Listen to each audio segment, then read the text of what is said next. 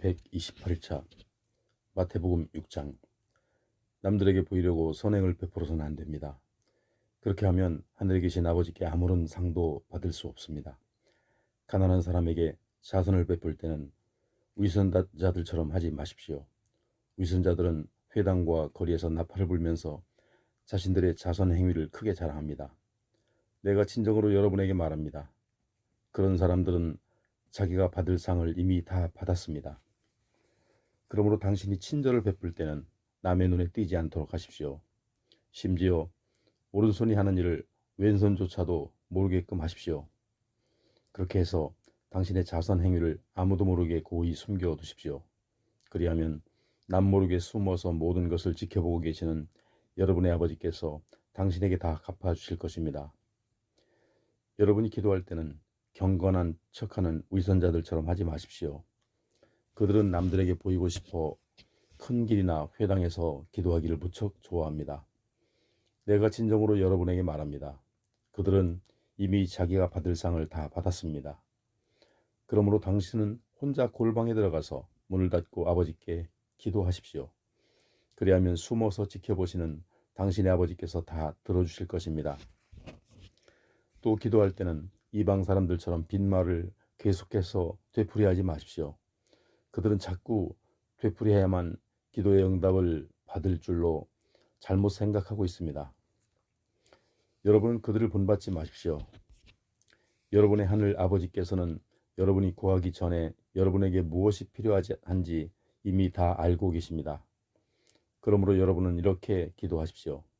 하늘에 계신 우리 아버지여, 아버지의 이름이 거룩히 여김을 받게 하시고 아버지의 나라가 임하게 하시며 아버지의 뜻이 하늘에서 이루어진 것 같이 땅에서도 이루어지게 하소서. 오늘 우리에게 꼭 필요한 날마다의 양식을 주시고 우리가 우리에게 죄 지은 자를 용서한 것처럼 우리의 죄 또한 용서하소서. 우리를 유혹에 빠지지 않게 하시고 모든 악에서 구원하소서. 나라와 권세와 영광이 영원토록 아버지의 것입니다. 아멘. 이처럼 여러분이 여러분에게 죄 지은 사람을 용서하면 하늘에 계신 여러분의 아버지께서도 여러분을 용서하실 것입니다. 그러나 여러분이 남을 용서해 주지 않으면 여러분의 하늘 아버지께서도 여러분을 용서해 주지 않으실 것입니다. 여러분이 금식할 때는 위선자들처럼 심통한 표정을 짓지 마십시오. 그런 사람들은 자신이 금식하고 있다는 것을 남에게 보이려고 불어 슬픈 표정을 짓고 다닙니다. 내가 진정으로 여러분에게 말합니다. 그들은 이미 자기가 받을 상을 다 받았습니다. 여러분이 금식할 때는 얼굴을 깨끗이 씻고 머리에 기름을 바르고 좋은 옷을 입으십시오. 그리하여 보이지 않는 데 계시는 당신의 하늘아버지 외에는 아무도 알지 못하게 하십시오. 그리하면 은밀한 가운데 보시는 당신의 하늘 아버지께서 여러분에게 다 갚아주실 것입니다. 여러분은 땅 위에 재물을 쌓아두지 마십시오. 이 땅에서는 솜이 먹어 없어지거나 도둑을 맞기 쉽습니다. 그러므로 여러분이 재물을 하늘에 쌓아두십시오. 거기에서는 좀이 먹거나 녹이 쓸어 못 쓰게 되는 일이 없고 도둑이 훔쳐갈 염려도 전혀 없습니다. 여러분의 재물이 있는 그곳에 여러분의 마음도 역시 있습니다. 눈은 마음의 등불입니다. 그러므로 당신의 눈이 좋으면 당신의 온몸이 밝을 것이고 눈이 나쁘면 어둠 속에서 헤매게 될 것입니다. 그 어둠을 어찌 다 말할 수 있겠습니까? 아무도 두 주인을 동시에 섬길 수 없습니다.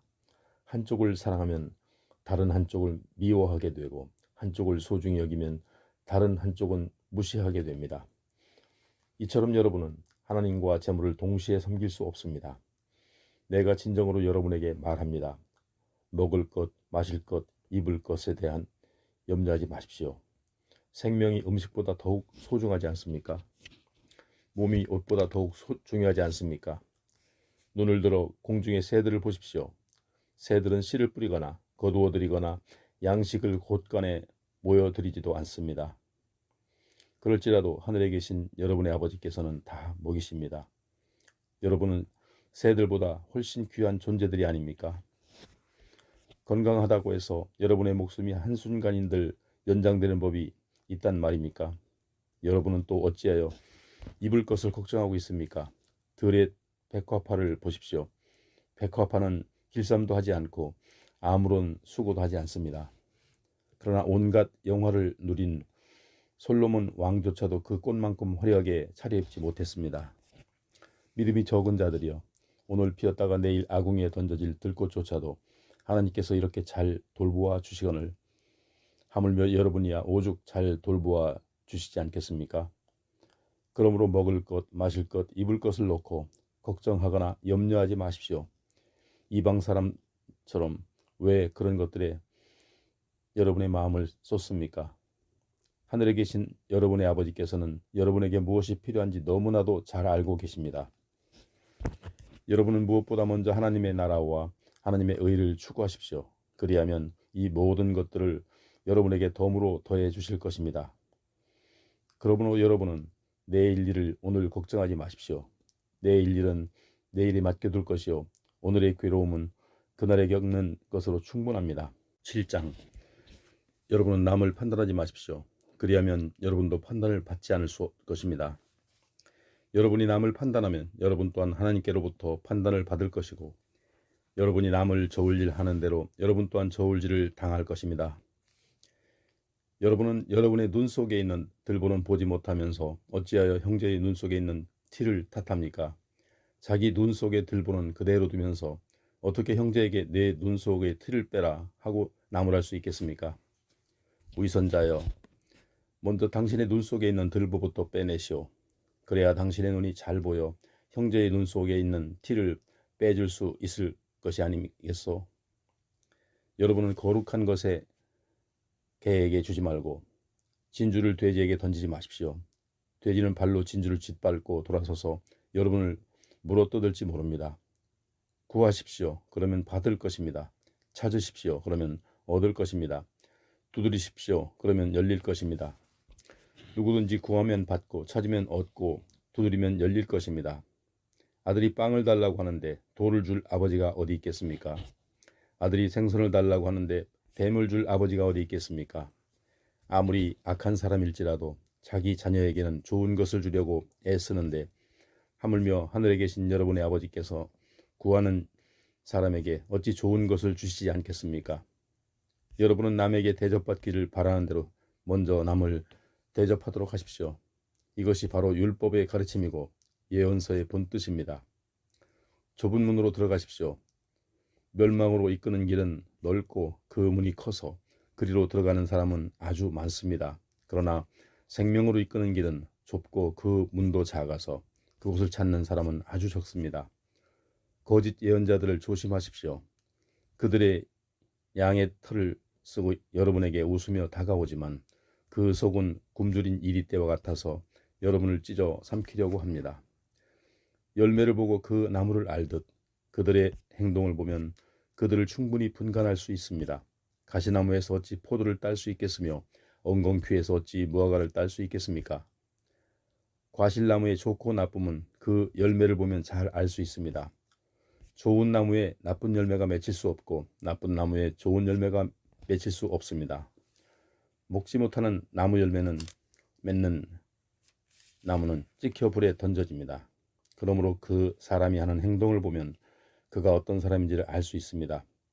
나더러 주님 주님 하고 부르는 사람이라 해서 다 하늘나라에 들어갈 수 있는 것은 아닙니다. 하늘에 계신 내 아버지의 뜻을 행하는 사람이라야 들어갈 수 있습니다. 장차 심판의 때에 많은 사람들이 말하기를 주님, 우리가 주님의 말씀을 전하였고 주님의 이름으로 귀신을 쫓아내고 또 많은 기적을 행하지 않았습니까? 할 것입니다. 그러면 나는 그들에게 분명히 대답하기를 나는 너희를 도무지 알지 못한다. 내게서 쏙 물러가라. 이 악한 자들아 할 것입니다. 내 가르침을 듣고 그대로 따르는 사람은 견고한 반석 위에 집을 지은 슬기로운 사람과 같습니다. 비가 쏟아져서 홍수가 나고 폭풍이 몰아쳐도 그 집은 결코 무너지지 않습니다. 견고한 반석 위에 집을 지었기 때문입니다. 그러나 내 가르침을 듣고도 실천하지 않는 사람은 모래 위에 집을 지은 어리석은 사람과 같습니다. 비가 쏟아져서 홍수가 나고 폭풍이 몰아치면 그 집은 여지없이 무너지고 말 것입니다. 예수께서 말씀을 마치시니 예수의 가르침을 들은 사람들이 크게 놀랐다. 율법 교사들의 가르침과는 달리 예수의 가르침에는 권위가 있어 마음에 큰 울림이 왔기 때문이다. 8장. 예수께서 산에서 내려오시자 많은 사람들이 예수의 뒤를 따랐다. 그때 한 나병 환자가 다가오더니 예수 앞에 와서 무릎을 꿇고 말하였다. 주님, 주님께서 원하신다면 저를 고쳐주실 수 있습니다. 예수께서 그를 만지며 내가 당신을 고쳐주겠소. 깨끗하게 되시오 하시자 즉시 그의 병이 나았다. 예수께서 그에게 말씀하셨다. 아무에게도 이 일을 말하지 마시오. 다만 제사장에게로 가서 당신의 몸을 보인 다음 모세의 율법이 정한 대로 예물을 바쳐서 사람들에게 당신의 몸을 깨끗해진 것을 보여주십시오. 예수께서 가버나움에 가셨을 때였다. 한 백부장이 다가와서 예수께 말하였다. 주님, 제 하인이 중풍으로 쓰러져 몹시 고통받고 있습니다. 예수께서 대답하셨다. 알았소. 내가 가서 고쳐주겠소. 그러자 그 백부장이 말하였다. 주님, 저는 주님을 제 집에 모실 자격조차 없습니다. 주님이 이 자리에서 나으라고 말씀만 하셔도 제 하인은 나을 것입니다. 저에게는 옷사람도 있지만 저도 부하들을 거느리고 있습니다. 제가 부하들에게 가라고 하면 가고 오라고 하면 옵니다. 하인에게 일을 시키면 하인은 그 일을 합니다. 그처럼 주님이 말씀만 하셔도 그 병이 나을 줄 믿습니다. 예수께서는 백부장의 말에 감탄하셨다. 그래서 사람들에게 말씀하셨다. 나는 이제껏 이스라엘 온 땅에서 아무에게서도 이만한 믿음을 가진 사람을 본 일이 없습니다.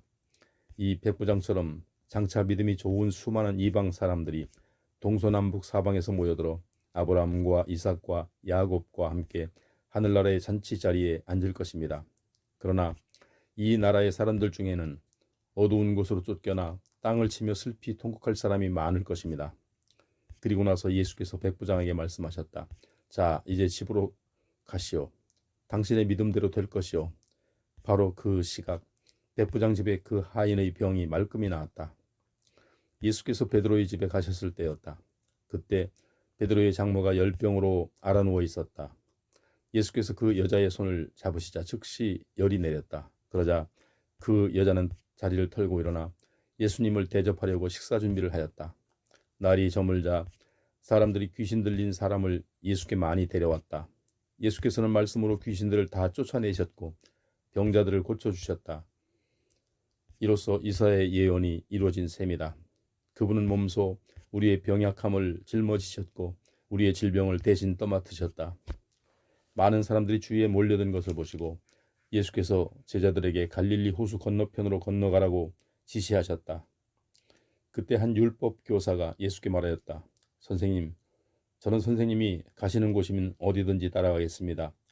예수께서 그에게 말씀하셨다.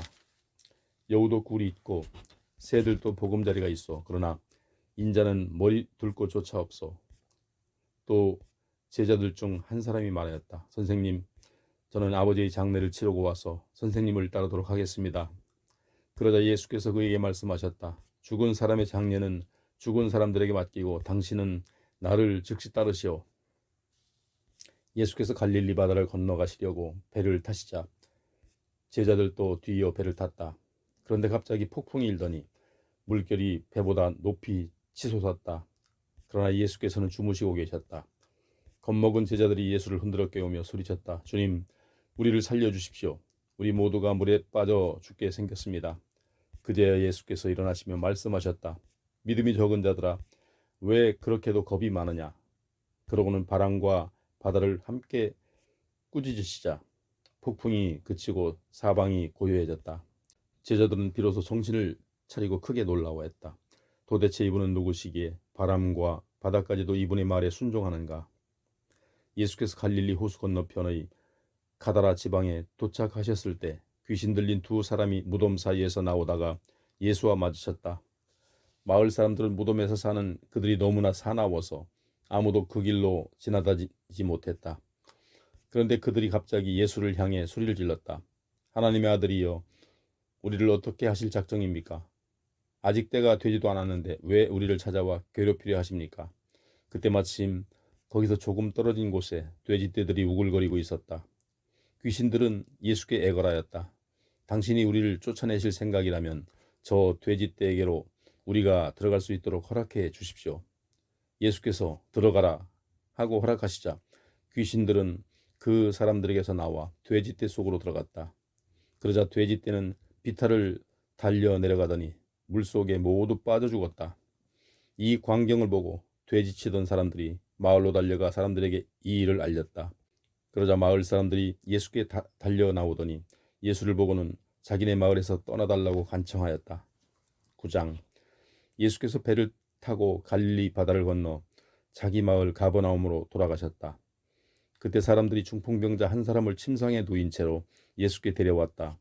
예수께서는 그들의 믿음을 보시고 그 중풍병자에게 말씀하셨다. 안심하시오, 아들이여. 내가 당신의 죄를 용서하였소. 그러자 그 자리에 있던 율법 교사 몇 사람이 속으로 생각했다. 자기가 마치 하나님인 것처럼 말하다니 이 사람이 하나님을 모독하고 있군. 예수께서 그들의 생각을 아시고 말씀하셨다. 왜 당신들은 그렇게 미련한 생각을 하는 것이요? 당신의 죄를 용서한다 라는 말과 일어나 걸어가라 라고 하는 말 중에서 어느 말이 하기가 더 쉽겠소? 인자에게는 세상에서 죄를 용서할 권한이 있어. 내가 이 사람을 낫게 하여 당신들에게 그 증거를 보이겠소. 예수께서는 그 중풍병자에게 돌아서서 명령하셨다. 당신의 침상을 들고 집으로 가시오. 당신의 병이 나았소. 그러자 그 사람은 즉시 자리에서 일어나 걸어서 자기 집으로 돌아갔다. 이 광경을 본 사람들은 몹시 두려워하며 사람에게 이런 권한을 주신 하나님을 찬양하였다. 예수께서 그곳을 떠나 길을 가셨다. 길 가던 중에 예수께서 마태라는 사람이 세관에 앉아 있는 것을 보시고 그에게 말씀하셨다. 당신은 이제부터 나를 따르도록 하시오. 그러자 마태는 자리에서 일어나 예수를 따라 나섰다. 어느 날 예수께서 제자들과 함께 마태의 집에서 식사를 하셨다. 그 자리에는 세리들은 물론 죄인들로 취급받은 이방인들이 많았다.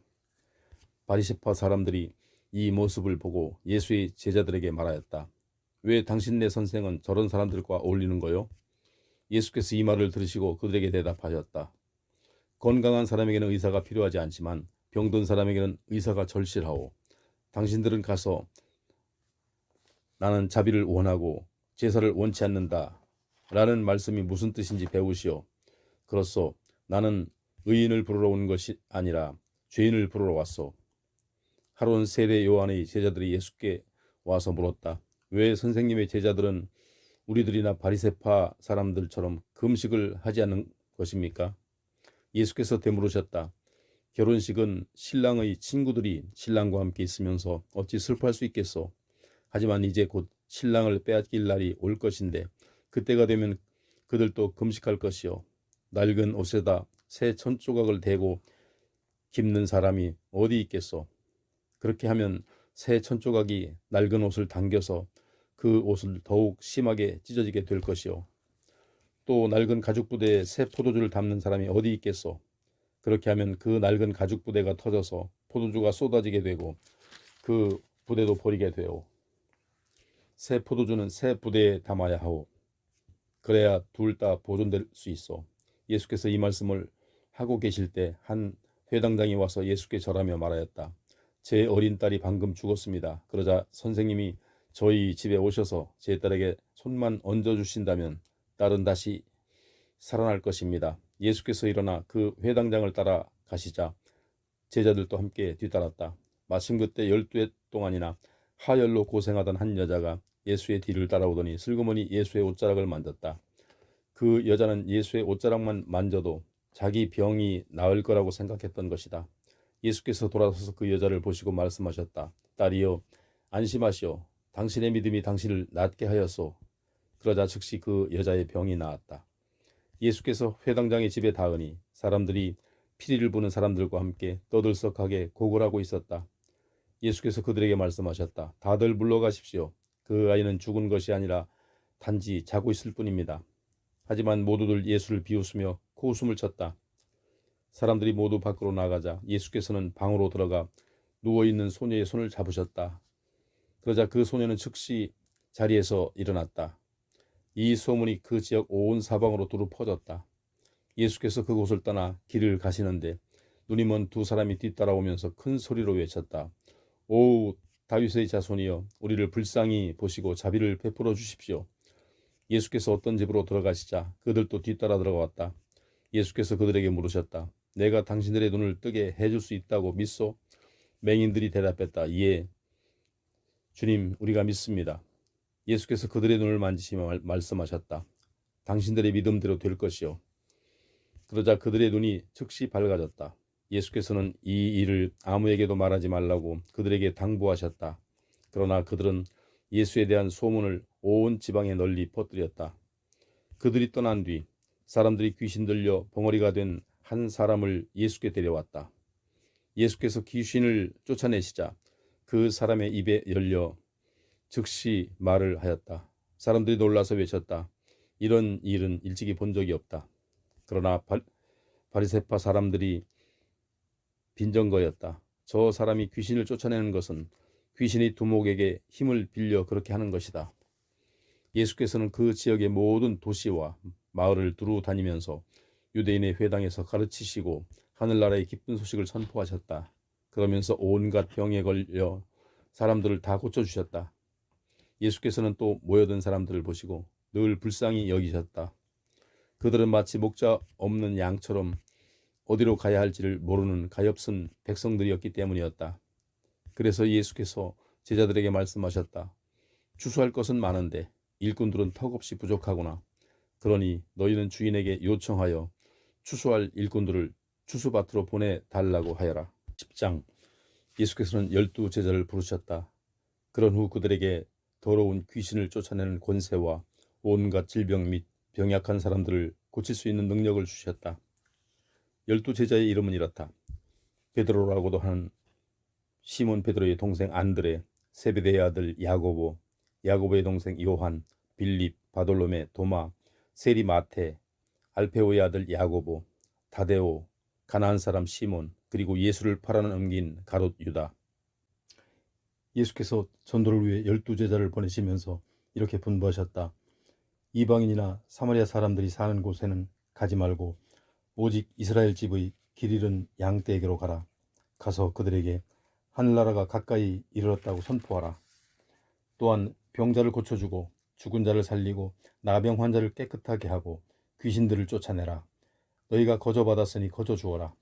돈은 한 푼도 가져가지 말아라.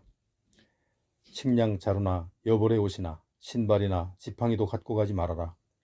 일꾼은 마땅히 자기가 먹을 것을 얻을 자격이 있다. 어떤 도시나 마을에 가든지 우선 그곳에서 머물기에 합당한 사람을 찾아내어 다음 마을로 떠날 때까지 그 집에 묵도록 하여라.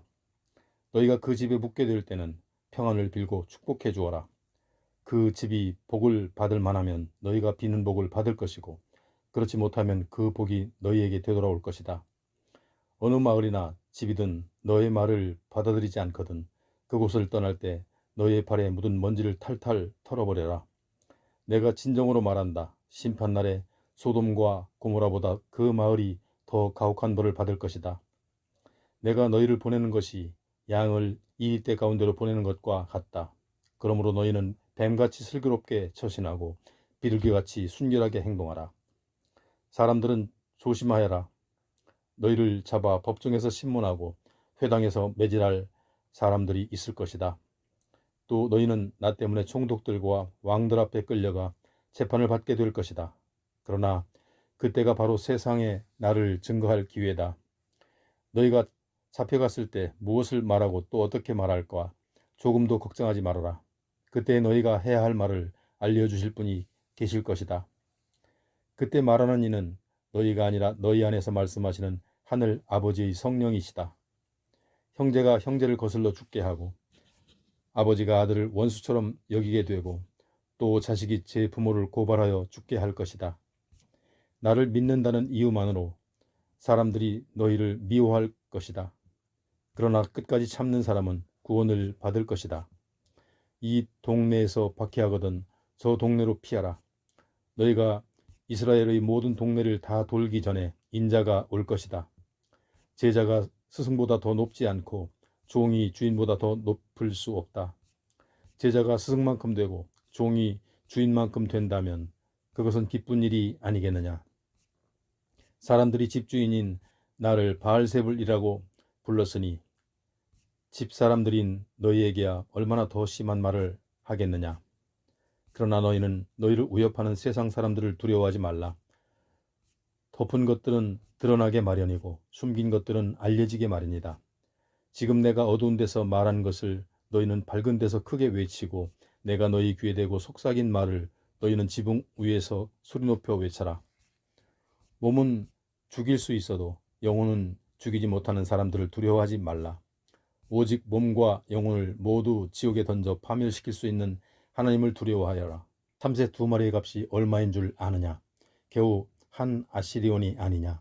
그러나 너희의 하늘 아버지께서 허락하시지 않으면 참새 1마리도 땅에 떨어지는 법이 없다. 하늘 아버지께서는 너희 머리카락까지도 다 헤아리시는 분이다. 그러니 걱정하지 말고 두려워하지 말아라. 너희는 많은 참새들보다 훨씬 더 귀하지 않느냐? 누구든지 세상 사람들 앞에서 나를 안다고 시인하면 나도 하늘에 계신 내 아버지 앞에서 그를 안다고 시인하겠다. 그러나 누구든지 세상 사람들 앞에서 나를 모른다고 부인하면 나도 하늘에 계신 내 아버지 앞에서 그를 모른다고 부인할 것이다. 너희는 내가 이 땅에 평화를 주려고 온 줄로 생각하지 말아라. 평화가 아니라 칼을 주려고 왔다. 나는 아들이 아버지와 딸이 어머니와 며느리가 시어머니와 서로 맞서 다투게 하려고 왔다. 그러므로 사람의 원수는 바로 그 집안 식구가 될 것이다. 만일 너희가 나보다 너희 아버지와 어머니를 더 사랑한다면 너희는 내 제자가 될 자격이 없다. 만일 너희가 나보다 너희 아들이나 딸을 더 사랑한다면 마찬가지로 너희는 내 제자가 될 자격이 없다. 또 누구든지 자기가 져야 할 십자가를 회피하고 나를 따르려 한다면 그 역시 내 제자가 될 자격이 없다. 자기 목숨만 소중하게 생각하는 사람은 그 목숨을 잃게 될 것이다. 그러나 나를 위하여 자기 목숨을 버리는 사람은 도리어 그 목숨을 얻게 될 것이다. 너희를 받아들이는 사람은 곧 나를 받아들이는 것이고 나를 받아들이는 사람은 곧 나를 보내신 아버지 하나님을 받아들이는 것이다. 누구든지 예언자를 예언자로 여겨 그를 받아들여 영접한다면 그 사람은 예언자가 받는 것과 똑같은 상을 받을 것이다. 또 누구든지 의인을 의인으로 여겨 그를 받아들여 영접한다면 그 사람은 의인이 받는 상과 똑같은 상을 받을 것이다. 내가 너희에게 분명히 말한다. 아무리 보잘것없는 사람일지라도 그가 내 제자라는 이유로 그에게 냉수 한 그릇이라도 대접하는 사람은 반드시 자기가 받을 상을 놓치지 않을 것이다. 11장. 예수께서 이처럼 12제자에게 교훈하시기를 마치시고 부근의 여러 마을로 가서 가르치고 전도하시려고 그곳을 떠나셨다. 그 무렵 감옥에 갇힌 세례 요한은 그리스도께서 하신 일을 모두 전해 듣고 자기 제자들을 예수께 보내어 질문했다. 우리가 그토록 기다려온 분이 바로 선생님이십니까?